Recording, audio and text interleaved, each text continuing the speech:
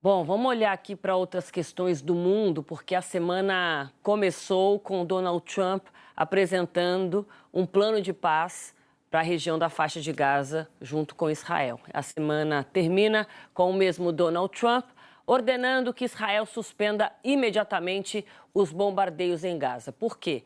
Porque o Hamas, faz pouquíssimo tempo, há horas atrás, concordou em devolver todos os reféns em Gaza, vivos ou mortos. Aí o presidente americano pediu um cessar-fogo para permitir a retirada dos israelenses.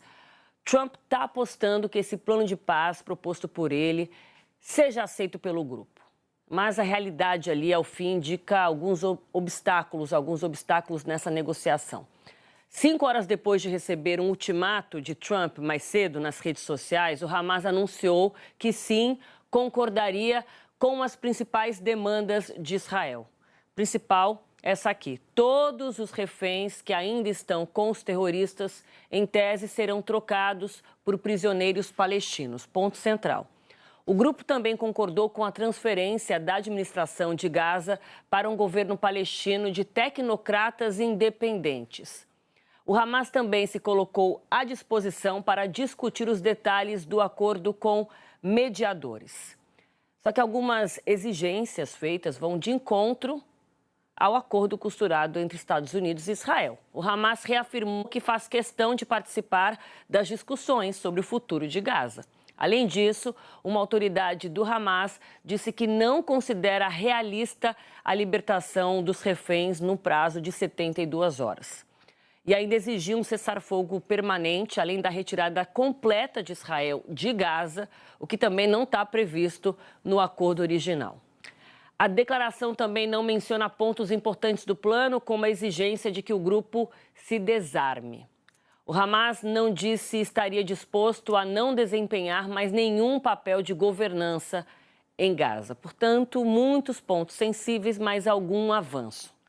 Se de fato for implementado, esse plano de pacificação de Gaza pode ser a maior vitória diplomática de Donald Trump. Fato é que nunca se esteve tão perto de uma possibilidade de cessar-fogo como agora. E Donald Trump sabe disso e quer comemorar para valer, Jorge Pontual. Ainda não dá, mas a gente sente que o Trump está tentando fazer disso uma vitória pessoal dele. Inclusive, publicou um vídeo onde claramente ali comemorava o avanço desse plano de paz. Muito boa noite. Boa noite, Aline. Boa noite a todos. É isso mesmo, Aline. O dia começou com Trump dando um ultimato ao Hamas e terminou com o mesmo Trump elogiando o grupo terrorista e exigindo que Israel pare imediatamente de bombardear Gaza. Numa rede social, Trump disse que o Hamas realmente quer uma paz duradoura. Israel demorou a se manifestar, mas acabou anunciando a decisão do gabinete de começar a implementar o plano de paz, mas sem dar detalhes. O fato é que o plano de Trump começou a funcionar, com a aprovação pelo Hamas e a concordância de Israel. O grupo terrorista, pela primeira vez, aceita libertar ao mesmo tempo todos os reféns restantes, os vivos e os mortos. Essa é a primeira condição do plano de Trump. O presidente americano comemorou, como você disse, com uma mensagem de vídeo, na qual ele agradece aos países que mediaram esse acordo. Ele cita Catar, Turquia, Arábia Saudita, Egito e Jordânia.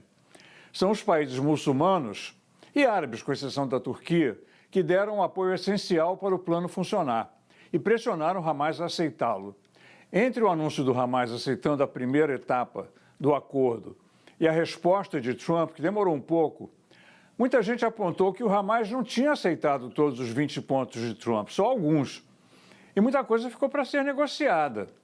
E aí houve o temor de que Israel e, por extensão, os Estados Unidos pudessem rejeitar essa aceitação pelo Hamas por ser incompleta. Só que, aos olhos do presidente americano, o que aconteceu foi uma grande vitória, a vitória dele. Como disse no vídeo, hoje foi um dia muito especial, sem precedentes, ele disse. Uma vitória da paz. E foi também a primeira vez que Trump exigiu que Israel pare de bombardear Gaza, o que cria uma situação muito difícil para Netanyahu. Afinal, segunda-feira, na Casa Branca, ele aprovou integralmente o plano de Trump. E como o presidente americano acabou aplaudindo a resposta do Hamas, Netanyahu vai ter que concordar e parar de bombardear Gaza para que os reféns sejam devolvidos. Isso mesmo que o Hamas ainda não tenha concordado com outras exigências de Israel, como o desarmamento dos terroristas e o fim da presença deles em Gaza. Ainda tem muita coisa para ser negociada, né? Mas o passo inicial foi dado hoje, com a promessa do Hamas de libertar os reféns. Ainda não é o fim da guerra, mas a paz nunca esteve tão perto, né, Aline? Exatamente. Amanhã podemos ter um novo passo adiante, um cessar-fogo de 72 horas. De repente, Israel dá um passo e o Hamas também dá outro. E assim a gente vê essa evolução pontual para frente, né? Na direção da paz, de fato, a gente vai torcer para isso. Pode ser um final de semana realmente revelador deste novo caminho ou não. Eu vou aprofundar esse olhar agora, agradecendo imensamente ao Pontual pelas informações. O J10 recebe mais uma vez o professor de Relações Internacionais da FGV, Oliver Stunkel. Professor, e eu começo perguntando exatamente isso. Quanto, na sua avaliação, esse plano de paz do Donald Trump é factível, pode levar para um passo mais consolidado na direção de algum tipo de paz, alguma mudança de cenário bélico na faixa de Gaza, considerando que o Hamas topou alguns pontos e não disse se topa ou não vários pontos desse plano de paz, principalmente aqueles que têm relação com acabar com qualquer ingerência do grupo terrorista naquele território. Boa noite, Aline. Sem dúvida, é um excelente primeiro passo. A reação dos dois lados tem sido positiva. Isso dá motivo para a esperança. Agora, como o Pontual corretamente disse, é um longo caminho. E esses primeiros passos são os mais fáceis. Depois, será preciso discutir questões muito mais difíceis.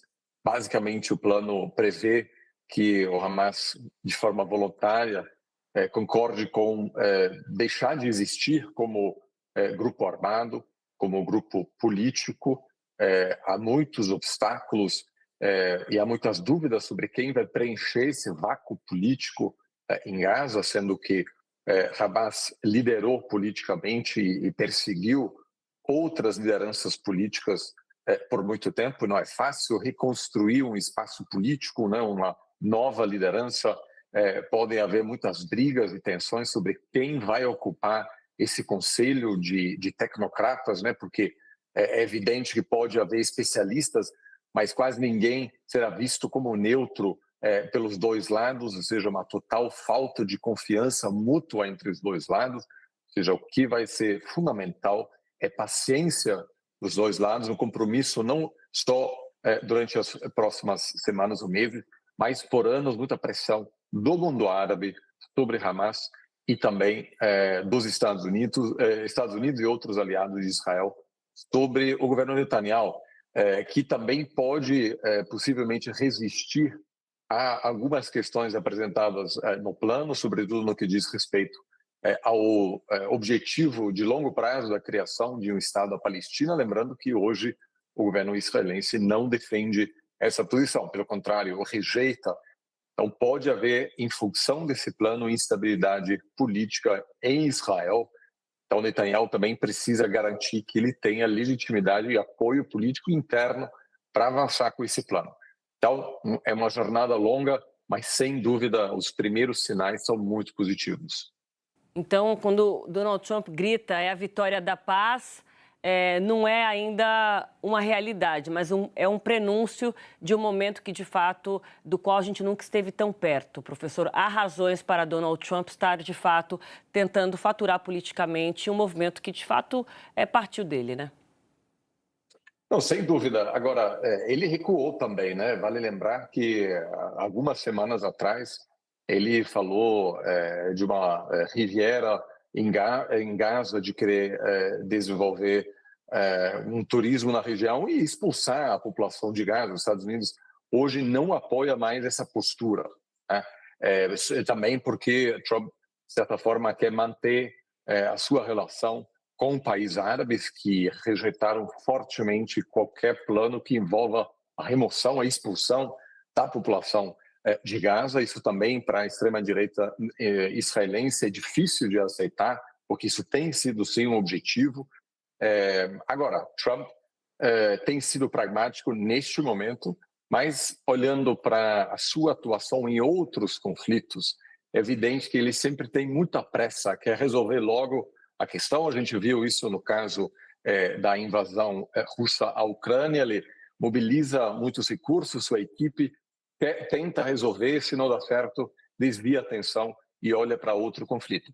Este é o conflito mais difícil, o conflito mais difícil de todos, ou seja, uma resolução de médio e longo prazo é difícil, requer muita atenção, muita paciência, e a grande pergunta é se o presidente americano está disposto a, de fato, olhar e priorizar essa questão durante os próximos meses e, possivelmente, até o fim do seu mandato. Professor, te ouvindo, eu fiquei pensando sobre Gaza, né? Sobre os palestinos, sobre os civis que já estão arrebentados, né? Quem sobreviveu ou está enlutado, ou está lutando para viver, na iminência da morte constante.